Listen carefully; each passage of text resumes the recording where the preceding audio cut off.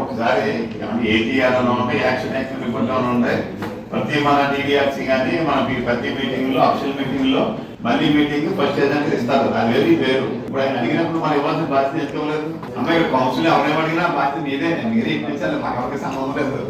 కంపల్సరీగా council meeting అయిపోయాక లేదా మన్నాడు మీ సెక్షన్ అదే మీ పిఏ గారిని మీకు ఎవరైతే మీటింగ్ పోతుందో ఆయన 4 లక్షలు పిఏ కూడా అవునండి కదా, మీకు తెలుసు కదా విషయం. నాకు నేను సీఎం నేను డైలీ తరఫు ఇస్తాను నాకు ఆయన మా పిఏ. అప్పుడు నాకు మీకు తెలుసుంటే పర్వాలేదు. ఏమేమి మన గౌరవ సభ్యులు అడిగారని అందరూ నోట్ చేసుకుని దాన్ని ఒక నోట్ పంపిస్తారు కమిషనర్కి ఎందుకు రిప్లై అని అడిగిన కౌన్సిలర్ పంపితే మనకి గౌరవం పెరుగుతుంది. ఆయన కూడా మనకి హ్యాపీ ఫీల్ అవుతాడు. ఈ కౌన్సిల్ వచ్చిన తర్వాత ఏమేమి మన బోర్డు పెట్టడానికి ఎంత అమౌంట్ మనకి కేటాయించాం, దానికి ఏం పనులేదు, దానికి అన్ని వచ్చేస్తాయి. అది ఇప్పుడు చేస్తారండి, పడిపోతే వాళ్ళందరూ చచ్చాక చేస్తారా? అది మీరు ఎన్నిసార్లు అడిగినానండి? అది ఇంపార్టెంట్ అండి. అది పక్క వాళ్ళు గోతులు చేస్తున్నారు మీరు. వాటిలో చూడండి, నేను 3 రోజులు ఆ వాటినే కాదు ప్రతి వాటిలో ఉంటాయండి. కూడా ఆయన వచ్చిందండి టెండర్ మన కట్టుబడి నాశనం వచ్చింది టెండర్. మరి వేసేలా చూడండి, అలా టెండర్ పెట్టారు కదా చూడండి అనుకోండి. ఒక టెండర్ పెట్టాడు అలా గౌరవ సభ్యులు 14వ అంశం ఆ ఉద్దేశంతో పెట్టాం. అయితే అప్పుడు ఆమోదం జరగలేదు. ఇప్పుడు ఈ పని మీరు అడిగిన పని ఆ మట్టిని మొత్తం కుప్పలంతా తీసేసి ఆ కింద మట్టి కింద భావిష్యాన్ని కూడా సరి చేస్తాం సత్యశ్రీ రోడ్డు చివరి దాకా. అధ్యక్ష, మనకి ఆనాటి గౌరవ ముఖ్యమంత్రి వర్యులు శ్రీ నారా చంద్రబాబు నాయుడు గారు ఈ షాదీఖానా నిర్మాణానికి ₹1 కోటి శాంక్షన్ చేశారు. తర్వాత అనేక సార్లు ఇక్కడ ఈ సమావేశంలో దీన్ని కూడా ఈ కౌన్సిల్ ఏర్పడడం చర్చ జరిగింది. ఇప్పుడు మనకి తర్వాత దాన్ని కంప్లీట్ చేసిన ఆలోచనతో మున్సిపాలిటీకి 20,000 లక్షలు పెట్టడం, తర్వాత ఏమో స్టార్ట్ ఆన్ వర్క్స్ అన్ని కూడా రాష్ట్ర ప్రభుత్వం రద్దు చేయడం, తర్వాత మన ఎన్నికల ముందు 40 లక్షలు శ్రీ తోటశ్రీమూర్తి గారి ఆధ్వర్యంలో పెట్టడం జరిగింది. అలా ఒక కామెంట్ కూడా చేశాను. నేను మా మీద బరువు తగ్గిస్తున్నారంటే అధికారంలో రాగానే ఇబ్బంది లేకుండా అని చెప్పి కూడా కామెంట్ చేశాను. ఇప్పుడు ఆ కామెంట్ అదనంగా 15 లక్షలు ఎందుకు కలుపుతున్నాం అంటే ఆ వేళ పెట్టింది కింద కంప్లీట్ చేయగలండి. కానీ ఈ వేళ వరకు అక్కడ ఎటువంటి పనులు కూడా మొదలు పెట్టలేదు. వాళ్ళు అది అయిపోయింది. కాంట్రాక్టర్ ఈ రోజు వరకు పని మొదలు పెట్టలేదు. దాన్ని చూసిన తర్వాత గౌరవ ఈ మైనార్టీ శాఖ మంత్రులు ఫరూక్ గారు ఆయన కలిసి అడిగితే మనకి ఎంత అవుతుందని చెప్పి అడిగారు. ఒక నా ఓటు అంచనాగా 1,50,00,000 లక్షలు అవుతుందని చెప్పి జరిగింది. తర్వాత ఏమైందంటే మన దీనికి సంబంధించిన ముస్లిం ముందే ఎవరైతే వాళ్ళ దీన్ని కింద ఫౌండేషన్ పెంచి సేమ్ ఇందాక అనుకున్నాను ఫౌండేషన్ మనకి G+2 అనేసి ఉండాలని చెప్పి ఆలోచనతో ఏదైతే అనుకున్నామో ఆ రకంగా దాన్ని వెళ్ళినందువల్ల అమౌంట్స్ సరిపోలేదు. కాబట్టి బాబు మళ్ళీలాగా అనుకున్నాం అంటే నేను చెప్పలేదు. దీనికి మనకి ఎంత అవుతుందని అడిగారు. అంటే ఎంత అవుతుందంటే 4,50,000 50 లక్షలు సరిపోతాం. అలా కాదు, ఇంక మళ్ళా కాకుండా కింద దాని వదిలేస్తాం, పార్కింగ్ నింపుతాం, పైన వేసుకుందాం. అంటే కింద అంతా కట్టినంతా పార్కింగ్ వదిలేద్దాం. ఇదేనంటే ఇరుకు సొంతలు మన టైంకి కూడా అని చెప్పడితే పైకేమో మన ఏఈ గారు మన డిఈ గారిని వస్తే దానికి ఒక 50 లక్షలు అయితే 50 లక్షలు చెప్పారని కొట్టాల్సిన కూడా గొప్ప 10 లక్షలు పడుతున్నారు. కానీ ఎస్టిమేషన్ కానీ డబ్బుకి 50 లక్షలు వచ్చింది. కాబట్టి అది పైన ఫ్లోర్ ఓన్లీ స్ట్రక్చర్ అండి, ఓన్లీ స్లాబ్ వేయడం, పిల్లర్స్ స్లాబ్. ఈ ఫినిషింగ్ ఎంత అవుతుందని చెప్పి మన ఈ అనుకున్న కాంట్రాక్టర్లు స్థాపింగ్ అనుకున్న వాళ్ళందరూ కూడా వాళ్ళందరూ కాదు కొద్దిమంది వాళ్ళంతా 1,50,00,000 లక్షలు అయితే చాలా ఫుల్ఫిల్ అవుతుందన్నారు. పర్లేదు 1,50,00,000 పెట్టాం అని చెప్పి నేను అనుకుని 1,50,00,000 అయితే బాబు నేను పెట్టానని చెప్పి చెప్పడం. తర్వాత గౌరవ మంత్రివర్గం నుంచి మన ఇచ్చేస్తాం అంటున్నాం, మనకు రాకూడదు, ఆ శాఖ పంపాలి, మనలో ఎస్టిమేషన్ ఏంటని చెప్పి పంపడం. 1,50,00,000 సరిపోయిందాం, సరిపెట్టవద్దు అనేది 1,50,00,000 అడిగాం, సరిపెట్టవద్దు. ఇప్పుడు సరిపోతే 1,60,000 1,70,000 అంతే తప్పించి సరిపెట్టవద్దు. ఎస్టిమేషన్ తయారైందని చెప్పి పంపించేది ఇంకా పంపలేదా? అదేంటి చూసి ఈ కూడా మీ సంబంధం లేదు, ఇది ప్రమాదం పెట్టి వేస్తాను అని చెప్పి మనం దాన్ని 1,50,00,000 లక్షలు. కానీ ఇబ్బందిగా పరిస్థితి ఏంటంటే ఇప్పుడు ఏమనుకున్నా మనకి వెంటనే రావు. కనీసం ఒక 6 నెలలు తర్వాత మొదలవుతాయి.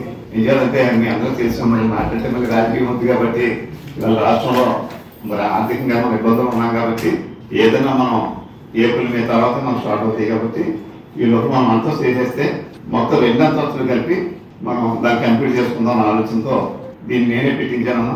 అదే దీన్ని ఈ యొక్క షాదీఖానాన్ని ఖచ్చితంగా మనం ఈ 2025లో కంప్లీట్ చేసుకుందామని చెప్పి ఆశిస్తున్నాను. అదేవిధంగా 19 దగ్గరను 19 మనం అనుకున్నాం కాబట్టి ఎలక్షన్లో రాకపోయాం. క్రిస్టియన్ కమిటీ గారు దానికి గౌరవ సభ్యులందరూ కూడా కమిషనర్ పంపుతారు. మీరందరూ కూడా ఆ కార్యక్రమంలో పాల్పంచుకుని మరి దాన్ని చక్కగా మనం ప్రారంభిస్తున్నాం. దాన్ని కూడా కొంత ఈ చుట్టూ ప్రహారీ కూడా అది ఒక్క 5 రోజులు టైం ఇస్తే క్లియర్ అయిపోతుంది సార్. అంటే ఇటుకది కింద ఎన్ని ఉన్నాయి సార్ కష్టాలు. అంటే 18 అనుకోవాలి సార్. ఈ రోజు స్టార్ట్ చేసామంటే కొంచెం క్లీనింగ్ అయితే కొంచెం టైం ఒక 5 రోజులు ఉంటుంది సార్. మీరు వెళ్ళారమ్మా? వస్తాను సాయంత్రం వస్తాను. సంవత్సరం నుండి పెద్దబాకాయలు చెల్లించకుండా ఉంటామన్నారు. పురపాలక సంఘంలోకి రావాల్సిన ఆదాయం ఈ అక్టోబర్ మాసంలో కమిషనర్ గారి సమక్షంలో రెవెన్యూ ప్రత్యక్ష సమీక్ష నిర్వహించగా పట్టణంలో వివిధ షాపులకు సంబంధించిన పెద్దబాకాయలు అందుపై బకాయిదారులకు నోటీసులు ఇచ్చి వివిధ మార్గాల ద్వారా అసలు పూర్తి బకాయిలు వడ్డీతో సహా వసూలు చేయవలసి ఉంది. కావున ఈ అంశంలో కౌన్సిల్ గారు ఎదుగుతూ ఉంచడమైనది. అధ్యక్ష, దీని మీద మనం గత కౌన్సిల్లో చాలాసార్లు చర్చించడం జరిగిందండి. ఏంటంటే ఇది ఆ రోజు కౌన్సిల్ దృష్టికి 52 లక్షలు తీసుకొచ్చారండి. 4 కోట్లు బకాయి పెట్టుకుని 52 లక్షలు తీసుకొచ్చారు. మా ఎమ్మెల్యే గారు ఇది బకాయి ఎంత ఉందా అని అడిగితే 52 లక్షలు చెప్పారండి. అది పాత కమిషనర్ గారు దాన్ని మేనేజ్ చేసి కింద ఆపి మొత్తం మీద 52 లక్షలు చెప్పించారు ఆరేచేత. దీని మీద గవర్నమెంట్ కఠిన చర్యలు తీసుకోవాలండి. ఇది ఈ డబ్బులన్నీ ఏమైనాయి, అప్పుడు ఎంత తినేసారు అలా, ఆ టైంలో ఎంత జరిగింది, ఈ అవకతవకల మీద ఖచ్చితంగా ఎంక్వైరీ చేయాలండి. అది విజిలెన్స్ దానికి సంబంధించిన డిపార్ట్మెంట్లు అన్నీ కూడా స్టేట్ గవర్నమెంట్కి రాసి దాని మీద చర్యలు తీసుకోమని కోరుతున్నాను నేను. అంటే నాకు జరిగింది. పైగా ఏంటంటే కోర్టు జడ్జిమెంట్ వచ్చా కూడా కౌన్సిల్ తీసుకురాలేదు. అది ఆ చైర్పర్సన్ కానీ వేలగోడలు కానీ వాళ్ళు పడేసి మానేసుకున్నారు. అది నేను అడిగానండి, చాలాసార్లు అడిగాను నేను. ఇది 4 కోట్ల అమౌంట్, ఇది ఎవడు కట్టుకుంటాడండి ఇప్పుడు? ఎన్నాళ్ళు అయింది ఇది వచ్చి?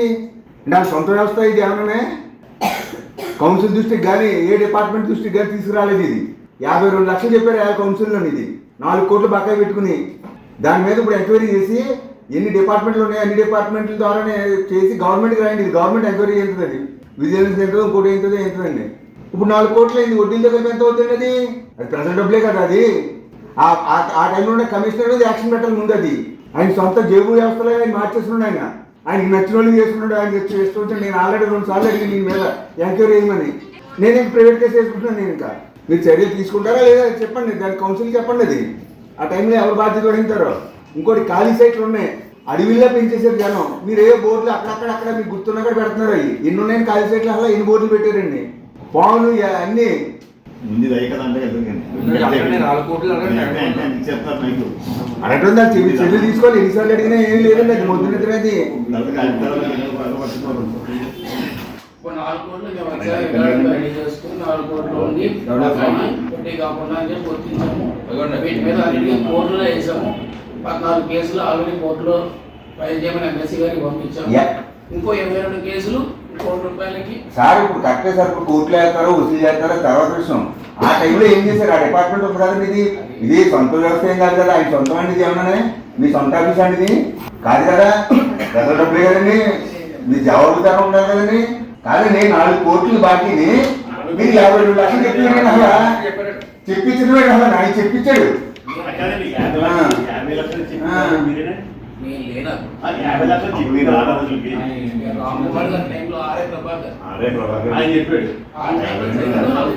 మీరు వచ్చే చెప్పారు ఆ టైంలో అంత బాగా పెట్టాడు కనుక మమ్మల్ని మిస్లీడ్ చేశాడు కనుక ఆయన కమిషనర్ మీద యాక్షన్ తీసుకోవాలండి.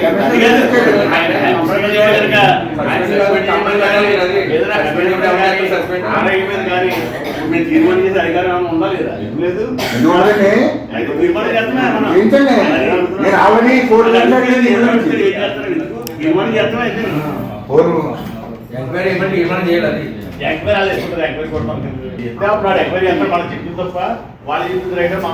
అది రికార్డెడ్ తప్పే ఉండదండి. అది బాకీ ఇప్పుడు దేనికి బయటికి అప్పుడే తెలిసి వాళ్ళకి మీరే దాని ఆమోదం ఎప్పుడు చెప్తారు ఎంక్వైరీ చేయమని డైరీ అయితే వాళ్ళ మీద యాక్షన్ తీసుకోవాలి. ఇలాంటి బోర్డు ఉన్నాయి, ఇందులో ఎంక్వైరీ చేయలేదు, అన్నిటి మీద కూడా ఉన్నాయి. అన్నీ ఒకసారి మీటింగ్ పెడతాం, కాగితం మీద రాసి పెట్టి నా చిన్నప్పుడు ఇదే చెప్తున్నావు, ఏది జరగలేదు.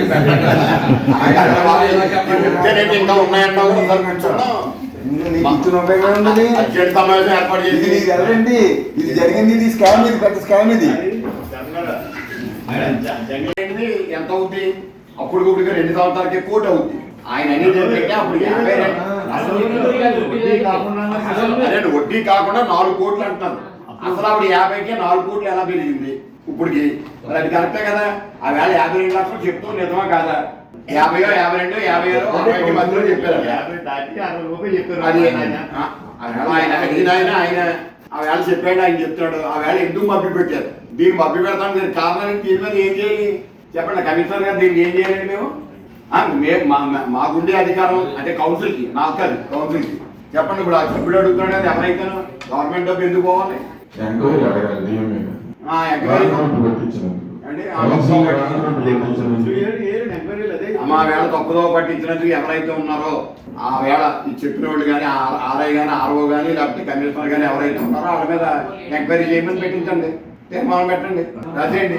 ఏముంది దీనికి? మనం దీనికి మధ్య పెట్టి పని లేదు. మధ్య పెడితే పని మన అందరికీ అనుకుంటుంది. అదే డిపార్ట్మెంట్ ఎంక్వైరీ ఉంటుంది కదా సార్, విజిలెన్స్ ఎన్ని డిపార్ట్మెంట్లో అట్లా రాయండి, వాళ్ళు ఎంక్వైరీ చేస్తారండి.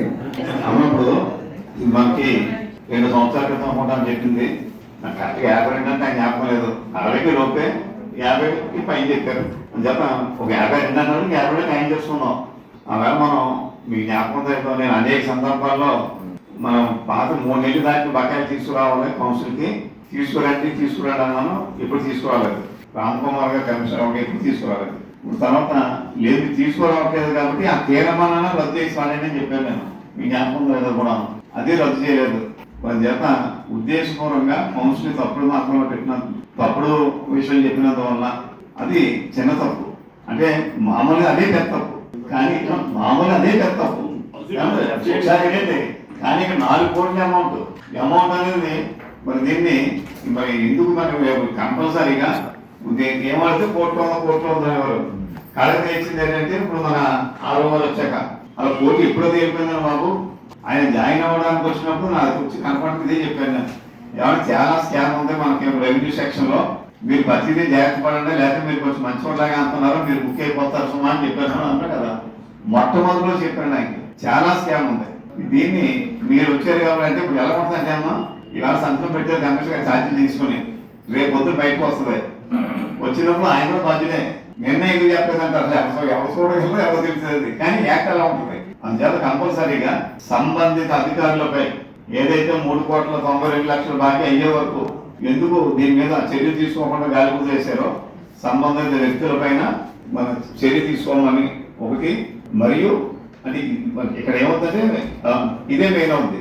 మరియు కౌన్సిల్ సమావేశంలో మీరు ఈ 3 కోట్ల సెల్లు ఉన్నాయి, 3,92,00,000 ఉన్నాయి, 52 లక్షలుగా చెప్పి కౌన్సిల్ని తప్పుడు మరి తప్పుదో పట్టించినందుకు సంబంధిత అధికారులపై చర్య తీసుకోవాల్సిందిగా ప్రభుత్వాన్ని కోరుతూ ఒక తీర్మానం అయిందమ్మా. చెప్పండి.